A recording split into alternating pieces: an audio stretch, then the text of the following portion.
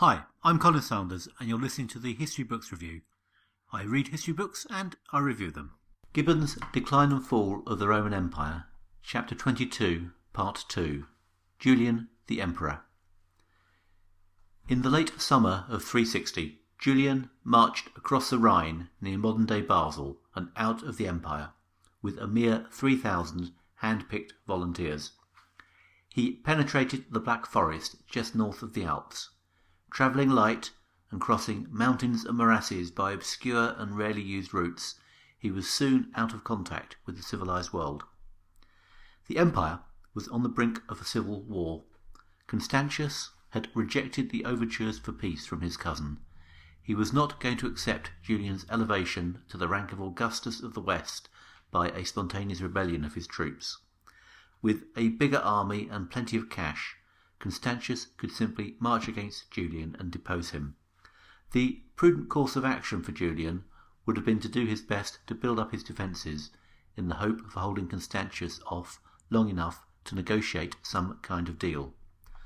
So what was Julian up to, setting out into enemy territory with a force barely big enough to engage in a skirmish?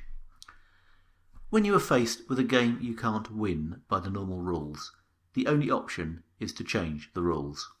He had been cautious and prudent for a decade, loyally following the dictates of the senior emperor and hiding his true feelings and convictions. This policy had not paid dividends. In fact, it looked like it had lost him everything when Constantius had moved to remove him as Caesar anyway. Julian was young and idealistic. Having to keep up appearances was an affront to his notions of courage and nobility, as well as proving ineffective.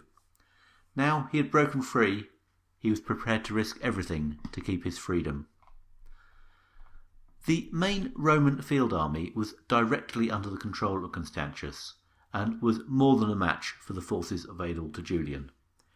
If it weren't at that moment engaged with the Persians thousands of miles away, Julian would have had no chance at all. As it was, the situation did allow him some time, but the reach of the emperor was long. Although he couldn't attack Julian himself straight away, he was able to engage allies among the German barbarians to fight the upstart for him. This possibility was anticipated by the rebels, and Julian's men succeeded in intercepting the letters to the potential allies.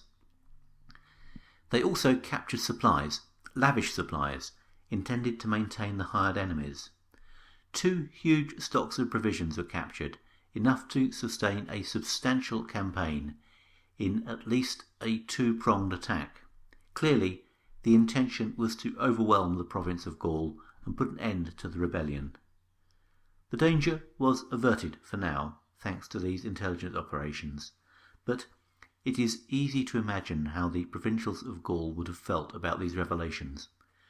Julian's personal popularity rose even higher. They had chosen him as their leader and no doubt hoped he had a plan. And they wouldn't be disappointed. The active intelligence that was Julian's hallmark did not fail him at this ultimate test. But Julian's plan was more audacious than anyone could have anticipated. Even for someone whose career was so full of the bizarre and the unexpected, this still stands out as his most surprising move of all. He reappeared not back on the Rhine, but on the upper reaches of the Danube in what's now Austria. There, he commandeered a small fleet of boats, and, propelled by a favourable wind and the enthusiasm of his oarsmen, travelled some 700 miles down the river to arrive at Sirmium, the capital of Illyricum, in only 11 days. The Danube border was lightly defended. With surprise and speed, Julian was able to take control of it and its troops. The leader of the border divisions was Lucilian, who seems to have had trouble keeping up with the situation. Julian sent some light infantry to locate him and apprehend him. He doesn't seem to have realised that he was being made a prisoner. He offered the young prince some advice about how unwise it was for him to have risked his life so recklessly with such a small force. Julian made things clear for him. Reserve for your master Constantius these timid remonstrances. When I gave you my purple to kiss, I received you not as a counsellor, but as a suppliant. The citizens of Sirmium were a bit quicker on the uptake. On his arrival at the city, they welcomed Julian with open arms. They adorned themselves with flowers, an old custom on feast days that honoured the goddess Flora, and lit tapers to welcome him. If Julian's motive had simply been to go out in style, and with some honour, then his objective was achieved already. But he was in earnest. This was no stunt. It was part of a strategy that aimed to give him control of the empire. Frankly, its chances of success weren't very good, but given the hand he was playing with, it was the best that could be contrived. The plan had been revealed at a meeting of Julian's councillors in Paris earlier in the year. Passions ran high. The one minister who advised against open conflict with Constantius was attacked by troops loyal to Julian and ended up with his hand cut off. He was only saved from death when Julian himself protected him with his cloak. The soldiers who had rebelled, rather than obey the orders to go to the east, were now eager to follow Julian in the same direction. They met the plan with uproarious approval, banging their shields together and drawing their blades across their throats to show that they would support Julian to the death. While Julian was carrying out the riskiest task, 2 other columns of 10,000 soldiers each were proceeding with the rest of the plan. They moved quickly into Italy and the western areas of Illyricum, overawing local populations and creating the impression of greater numbers than they actually possessed by covering a lot of ground and never pausing anywhere for long. The tactic worked, and the amazed population of Italy found themselves with a new Augustus. The pro-Constantius consuls in Rome fled. Julian was later to have some fun at their expense by adding fugitive in the sense of scarpered or fled to their names in official records. The Senate still sat in Rome and could be used by Julian to bolster his legitimacy. He asked them to ratify his election. The Senate played along, albeit with a deft bit of wording that allowed them to wriggle out of their support for Julian in the event of his power grab failing. But nonetheless, Julian controlled Rome and could claim the full right to rule by virtue of the Senate's support. And he also controlled Illyricum, giving him about half the total area of the empire. Illyricum at this stage comprised the whole of the Balkans and Greece except for Thrace, the area directly around Constantinople. Occupying it strengthened the position of Julian considerably. Constantius could no longer easily communicate with potential allies among the barbarians of Germany. It also made supplying them very difficult. This reduced the risk of having to face a war on 2 fronts. It also gave him control of gold and silver mines, making it possible to actually finance his war. So, with very little fighting, Julian had transformed his position.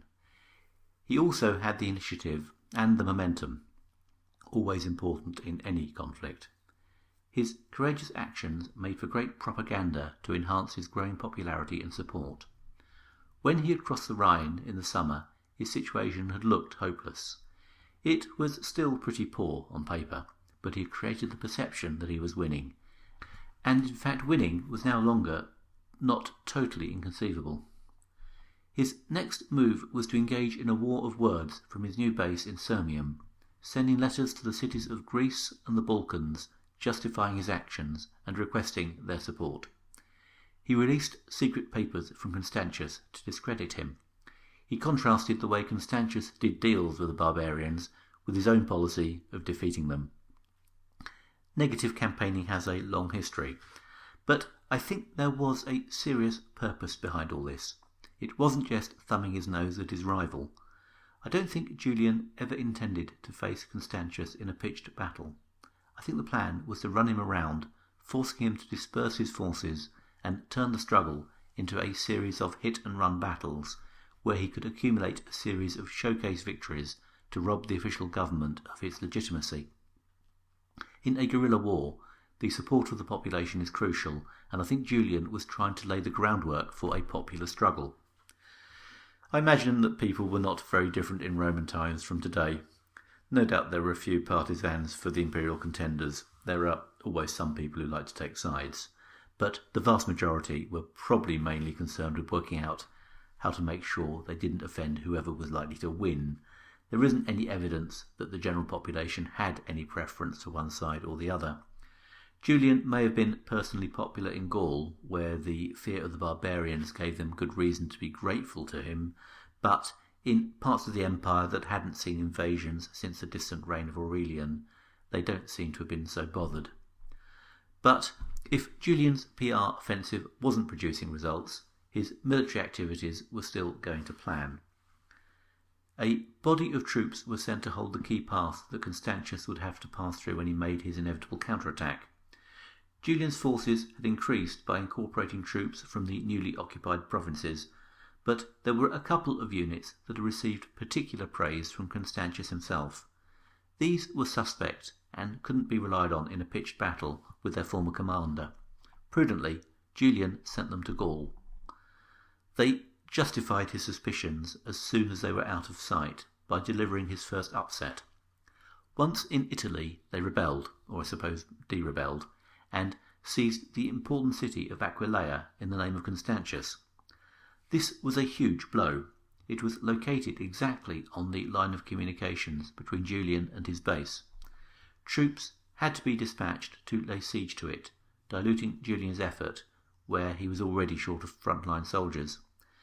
It was also politically embarrassing, as it showed that Julian did not automatically have the support of everybody. Meanwhile, Constantius was pulling together a peace settlement with the Persians, so he could concentrate his forces on his internal difficulties. Once he could focus, his superiority in numbers made his victory all but inevitable, so much so that he referred to it not as a campaign, but as a hunting expedition. As he prepared to march, he assured his troops that there was little chance of the legions of the West even giving battle. And, on top of the events in Aquileia, there was good news from Africa too. A pro-Constantius notary called Gaudentius had taken control of the African provinces and had cut off the grain supply to Rome. Julian's position was now looking highly precarious. Constantius had never shown the flair of Julian for military matters, but he was not a fool. He had seen off the rebel Magnentius in the Battle of Mursa by leaving professional generals to do the actual fighting while he prayed nearby. He had fought several campaigns since then with respectable results. He was now 45, with a lot more experience than Julian, as well as a lot more troops. He had to be the favourite to win the war. And yet it's still tempting to think that Julian might have pulled it off. He'd surprised everyone already, after all. And ancient battles could often produce unexpected results, and often turned on issues of individual leadership. But, in the end, it was never put to the test. Constantius fell ill not long after setting out on his march. His health went rapidly downhill, and just outside Tarsus he died. Before his death, he named Julian as his successor. This seems a little surprising at first. He knew Julian was a pagan now, and given that Constantius had devoted a lot of his time and effort to the destruction of pagan temples, and to actively persecuting the wrong kind of Christian, he might have thought Julian was the last person Constantius would pick. He was clearly intent on killing Julian to punish him for a rebellion that he obviously considered unforgivable. Handing his throne to him doesn't seem to be the most logical of moves. But it did make sense. Julian was the only remaining member of the House of Constantine, and was still childless. Under the circumstances, Julian was the best hope for the new bride and infant child of Constantius. Anyone else would certainly have killed them as a threat to their own position. Julian was also the only candidate who would not have instantly inherited the civil war against Julian. He really was the only sensible choice. Constantius has had a bad press from history. Gibbon described him as inheriting the vices of Constantine without the virtues. Julian's charm, that was so evident in his own lifetime, has continued to affect not just Gibbon, but many other historians, who have tended to be dismissive of his enemy. Constantius hasn't been helped much by his Arian convictions either. Arianism was to be defeated, and its adherents are now viewed by Christian historians as heretics. So, from an orthodox point of view, despite all his efforts, Constantius must be in hell with his cousin. But the judgment of history would not be recognised by his contemporaries. His reign was a long one by the standards of his time, and simply staying on the throne he inherited for the full length of his natural life was no mean achievement. And being brought up as an imperial heir was a crazy start to life. Managing to stay sane through that was more than a lot of people could manage. As an emperor, he was just about successful enough militarily to hold his head up. Admittedly, he hadn't exactly shone against the Persians, but he had defeated the rebellion of Magnentius, albeit mainly through prayer. But he'd been pretty young then. Later, he had given the Germans good reason to respect his name, showing that he had managed to learn how to command troops well enough. And morally deplorable as the campaigns against heretic Christians in Africa and elsewhere were, they were at least carried out efficiently. The active persecution of the Catholics and other heretics was the biggest blot on his name. The pagans were lucky for this distraction. The plans he had to deal with them were never put into action. He seems to have been popular enough with the people, certainly in the East, and when the war against Julian started, he was able to count on the support of his soldiers. Sandwiched between his father, Constantine, and his cousin, Julian, two of the most remarkable emperors in the history of the empire, he inevitably fails to get that much attention. But he could look back on a pretty solid rule. Plenty of much worse men got to wear the imperial purple. His biggest errors were failing to get control of the imperial machine and getting caught up in faction fighting amongst the Christians. Both of those issues would have tried the patience of a saint, and, unlike his dad, he wasn't one. There was an attempt at a palace coup to prevent Julian taking up the throne. This was Constantinople, and that was the way things worked there. Many people had good reason to dread Julian as an emperor. Take Eusebius, for example. He had plotted against Julian and killed his brother. That's got to be awkward. But there was no stomach to oppose Julian amongst the soldiers, whose opinions were the important one. Julian was still pursuing his goal with the same determination and energy he had shown all along. He was planning a three-pronged attack into Thrace to bring him to the walls of the capital itself, when the delegation from the city arrived, assuring him that every sword was for him. He marched for the city and was met with crowds from 60 miles out. They may have been a bit nonplussed. He probably didn't cut the grandiose kind of figure the Romans got used to in their emperors since Diocletian. He was short, dressed in simple garb, and he had just travelled all the way across Europe, camping most of the way. He must have been pretty weather-beaten. Nonetheless, he entered the city in triumph to the acclaim of the people, the army, and the Senate. Few emperors had worked so hard to get the job, or shown so much flair in the process. His cousin's coffin arrived a few days later. Julian accompanied the body to the doors of the Church of the Holy Apostles, dressed in mourning, and was seen to weep. We can't know what he was thinking, but I think it was genuine. The two men went back a long way, and were as much victims of the imperial system as anyone. They were the last survivors of the House of Constantine, and had a lot in common with each other. They had only been divided by politics and religions, things that seem important, but in the end are trivial matters for all the passion they generate. They were relatives and could have been friends, and they would have been much happier if they'd been able to do just that. But whatever was going through his head, at the age of 32, Julian was now the ruler of the Roman world. His rise to supreme power must have surprised everyone, and the surprises weren't over yet. I hope that's done justice to the rise to power of a very interesting character. In the next episode we'll finish off chapter 22, where Gibbon has a look at the style of ruling that Julian engaged in when he got there. Might take a while to get out. I'm rather busy with other things at the moment, but in the meantime, thanks for listening.